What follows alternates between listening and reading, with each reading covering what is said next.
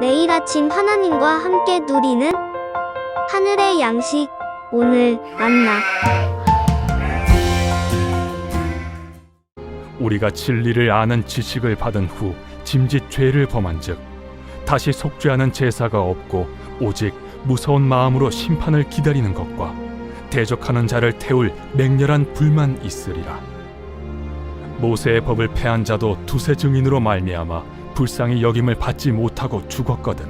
하물며 하나님의 아들을 짓밟고 자기를 거룩하게 한 언약의 피를 부정한 것으로 여기고 은혜의 성령을 욕되게 하는 자가 당연히 받을 형벌은 얼마나 더 무겁겠느냐. 너희는 생각하라. 원수 갚는 것이 내게 있으니 내가 갚으리라. 또다시 주께서 그의 백성을 심판하리라.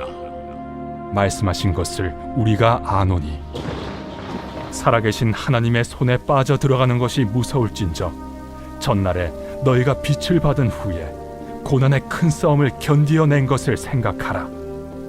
혹은 비방과 환난으로서 사람에게 구경거리가 되고 혹은 이런 형편에 있는 자들과 사귀는 자가 되었으니 너희가 갇힌 자를 동정하고 너희 소유를 빼앗기는 것도 기쁘게 당한 것은 더 낫고 영구한 소유가 있는 줄 알미라.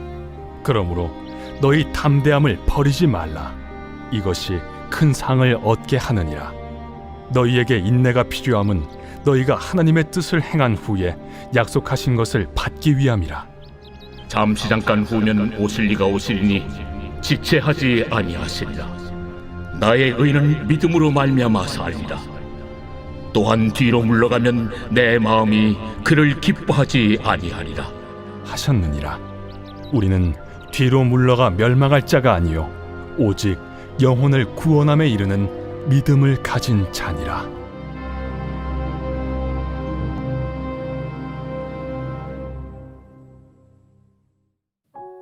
히브리서 기자는 모이기를 패하는 어떤 사람들의 습관과 같이 하지 말라고 권면했습니다.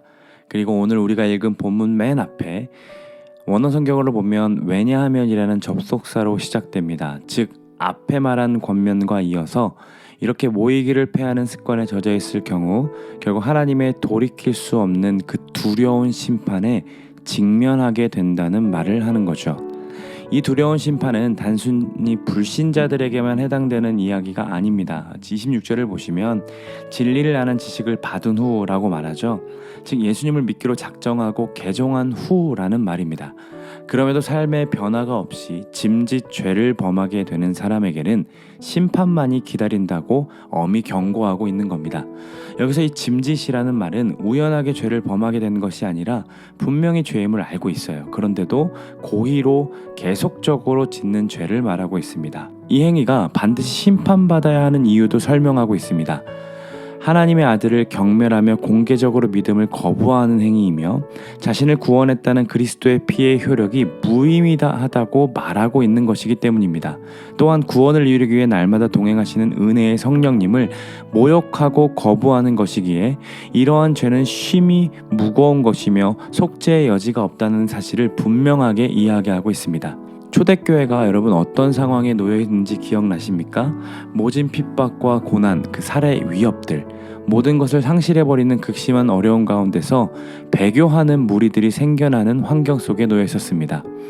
히브리서를 읽고 있는 1차 독자들은 배교자들이 아니라 그래도 믿음을 지키고 남아있던 신자들이었죠. 이렇게 버티고 견디며 그 자리를 지키고 있던 자들의 마음에도 다시 유대교로 돌아가면 어떨까? 굳이 이렇게까지 힘들게 신앙을 지키는 것이 맞는가라는 생각이 들었을 겁니다. 그들에게 히브리서 기자는 이야기하는 겁니다. 모세의 율법을 거부한 자도 동정의 여지 없이 죽었던 것을 너희가 알지 않느냐? 하물며 대제사장이시고 완전한 속죄제물 대신 구속의 사건, 그 새 언약을 전면적으로 거부하는 자가 받는 형벌이 얼마나 더 무겁겠는지 좀 생각해 보라고 말하고 있는 겁니다. 그러면서 또 한 가지 생각하라고 말하는데 32절에 전날에 너희가 빛을 받은 후에 고난의 큰 싸움을 견디어낸 것을 생각하라 라고 말하죠. 무슨 말입니까?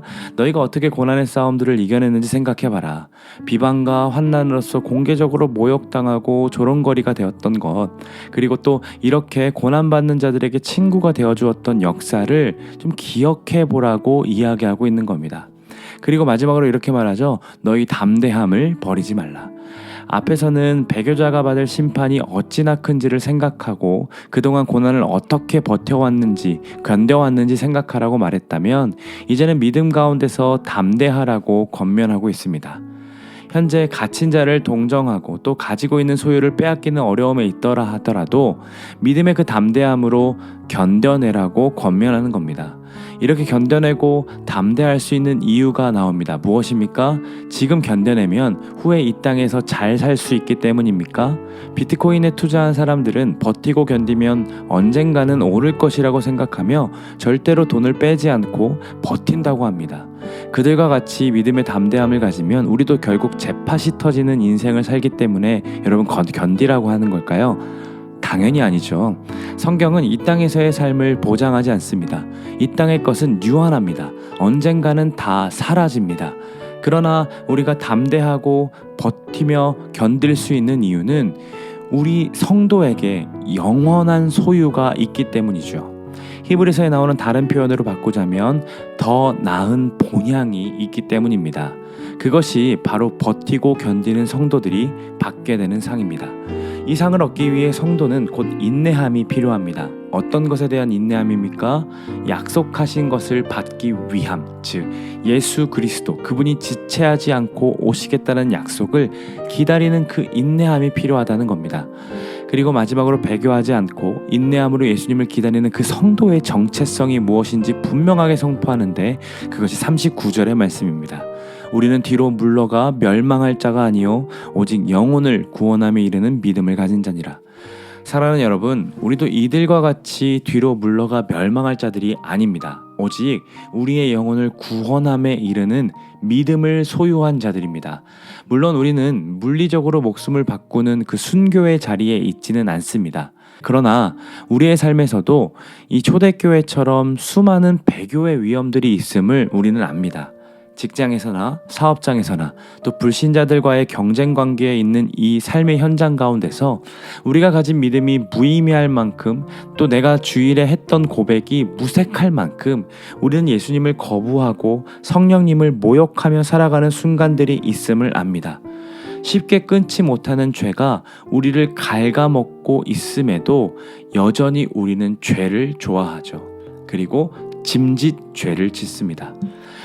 도리어 죄를 끊게 하는 하나님을 밉다라고 말하면서 이미 구원받았는데 조금 자유롭게 살면 안 되냐고 되려 따지고 싶어하는 것이 우리라는 거죠. 배교는 여기서부터 시작됩니다.